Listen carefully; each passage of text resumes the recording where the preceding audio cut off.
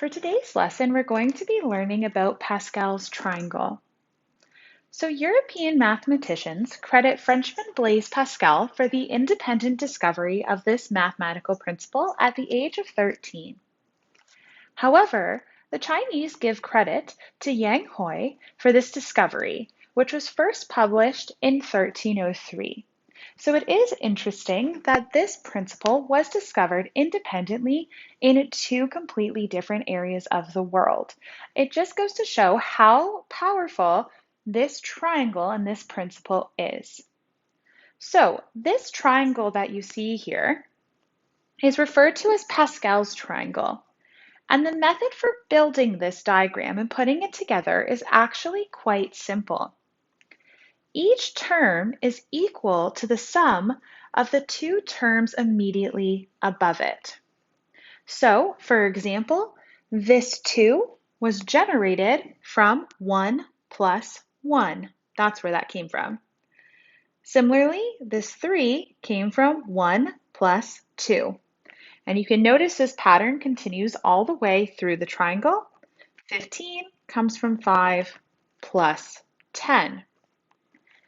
You will also notice that the first and last terms of each row are both equal to 1. This is because the only term immediately above it is a 1. So because there isn't anything here, the only number we add on is this 1.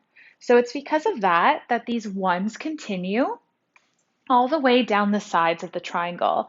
And this will continue forever and ever as we continue to add rows on the triangle. Now, another important thing to note is that the top row is called row 0. Then the next row is row 1, row 2, row 3, etc. But it's very, very important that we remember that that top row is row 0. This is key in actually using the triangle to determine how many different ways we can do different things, or if you remember from grade 11, our binomial expansion, remembering that that first row is 0 is very, very important. Now, the first thing that we're going to do is we're going to use Pascal's triangle here to write the next row of the triangle. So let's write out row 7 all together. So in this first position, we're only touching a 1, so I put a 1 there. In the next spot, we have 1 and 6, so 1 plus 6 is 7. Then in our next position, we have 6 and 15, so 6 plus 15 is 21. Then we have 15 and 20. 15 plus 20 is 35. Then we have 20 and 15, so 20 plus 15 is 35. Then 15 and 6. 15 plus 6 is 21. Then we have 6 and 1. 6 plus 1 is 7. And finally at the end, this is only touching a 1, so we just have a 1 here. And this last row here is called row 7. So we can also use the triangle above and write it in terms of row and position. So this can also be helpful for us to determine a term value without figuring out every single other term and without adding the terms and maybe keeping the numbers a little bit smaller, because as you can see here, we're already up to 35. So if T with the subscript NR is our term, N is going to represent our row number, and R is going to represent our position number. So below you can see the same Pascal's triangle just written out with our term numbers with rows and positions. If you notice at the top, we have T00, which is the term that is in row 0, position 0. Then for row 1, we have T10, so row 1, position 0, T11, row 1, position 1. Now you'll also notice here that my position numbers start at 0 as well. Starting at 0 is a very important piece with our Pascal's triangle, and it's really what makes our pattern work. So it's really important that we remember to start our position numbers at 0. So again, just like above, this one here is generated from adding the 2 above it. And that pattern, just like above, continues through the whole triangle. And because of that, we get this lovely formula here. T n r is equal to T n minus 1 r minus 1 plus T n minus 1 r. And this is really helpful for us to determine which term numbers we're looking at. So let's use that formula as well as the diagram above to express each of the following as a single term from Pascal's triangle. So we're just going to use the diagram above in order to identify which terms we're looking at. So for A, we have T41 plus T42. So let's find those on the triangle. So we have T41 and T42. When we add the 2 of them, we get the one that's right below them, so T52. There we go. Now for B, we have, I'm just going to erase that part, we have T32 plus T33. So let's find those on the triangle. T32, T33. So that gives me T43. Now for C, we have T64. So that's right here. And T63. Just like that. So when I add those together, if I think here, I'll have T7 because it's in the next row, and 7, 4. Right? If you notice, my row numbers, or sorry, my position numbers continue this way. So that's how we know that that will be T74. So we can write that down here too. Okay, let's try the next one. So now we have T82 plus T83. So now we don't have a spot on the triangle for this. However, we're still using the same pattern, right? So we have T. Now we have T82 and T83. So those would be the 2 above it, which would give us an answer in row 9.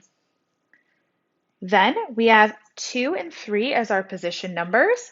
And if you look in our formula, we have R is equal to R minus 1 and R. So that second position number is what gives me my new position number, just like we did above. The same pattern continues. Now, E is a little bit different. For E, we're going to do things a little bit backwards. So now for E, we have T62. So let's find that up in our triangle. So T62 is right here. And we're also given information about T52 here. Now, the formula is rearranged, so I'm trying to figure out which other number was added to T52 to give me T62. And if I look up here, it's got to be that T51. So I'm going to put it here, T51. And that's how I get my answer from the triangle. Now you can use the triangle and reference the triangle when you are doing assessments or the project for this unit. You can always take a look at the triangle. You don't have to memorize the whole thing or anything like that. Now, there are a few really neat patterns in our Pascal's triangle, and these patterns are what make the triangle so useful. So here's our first one. If I look at my rows here, so remember we start at 0, 1, 2, 3, 4. We're just going to go up to 4, but of course you could continue this pattern forever.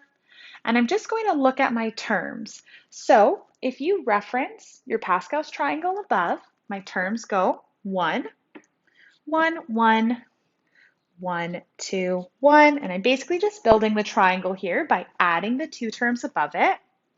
1, 3, 3, 1, 1, 4, 6, 4, 1.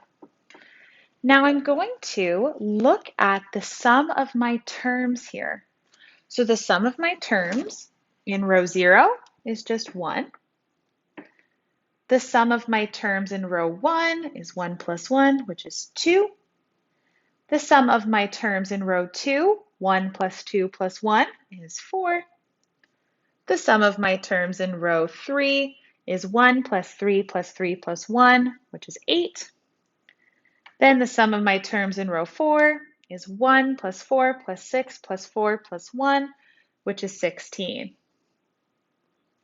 Now, if we look at these numbers here, 1, 2, 4, 8, 16, you may recognize these as powers of 2. So this here, 2 to the power of 0 is equal to 1. For this one, 2 to the power of 2, 2 to the power of 1, there we go, is equal to 2. 2 to the power of 2 is equal to 4. 2 to the power of 3 is equal to 8. 2 to the power of 4 is equal to 16. If you notice, my sum of my terms is 2 to the power of my row number. And this will actually continue forever and ever and ever for every row of Pascal's triangle. In addition, if you look here, my sum is doubling each time. So times 2, times 2, times 2. And that's what gives us that pattern of 2 to the 0, 2 to the 1, 2 to the 2, etc. So to sum that up, the sum is going to double each row, and the sum in terms of row n is going to be 2 to the n. So if I were to ask you, what is the sum of row 200, right? You could say 2 to the power of 200. Or here, it says determine the row number if the sum of the row is 64. So we can do it backwards too. So 2 to the n is 64. And 2 to the power, if I try a bunch of powers of 2 on my calculator, I'll get that 2 to the power of 6 is 64. So therefore, that must be my 6th row. Now, another interesting pattern that can be found in my Pascal's triangle is this hockey stick pattern. And for this pattern, the sum of the elements in a diagonal line starting with 1, that's important, is equal to the next element down diagonally in the opposite direction. So kind of in the shape of a hockey stick, all in one diagonal direction, and then we switch into the other diagonal direction. So, for example, if I look here at 1, 6, 21, 56, and then I go to the other side of my hockey stick there, that equals 84. So if I do 1 plus 6 plus 21 plus 56 in my calculator, I will get 84. This also happens again over here. 1 plus 7 plus 28 plus 84 plus 210 plus 462 plus 924. If I add all of that up in my calculator, I get 1,716. And we can even see a little smaller one here. 1 plus 12 is equal to 13. So just a smaller one there. So we can do 2 more examples here very easily. So for example, here, if I do 1 plus 4 plus 10, that would be equal to 15, which is the next one on the diagonal there. I could also do one up here. 1 plus 11 plus 66 is going to give me 78. So that's just another neat pattern for you to consider. So now that we're done this, you can look at the unit outline and complete the homework for lesson 1.5a.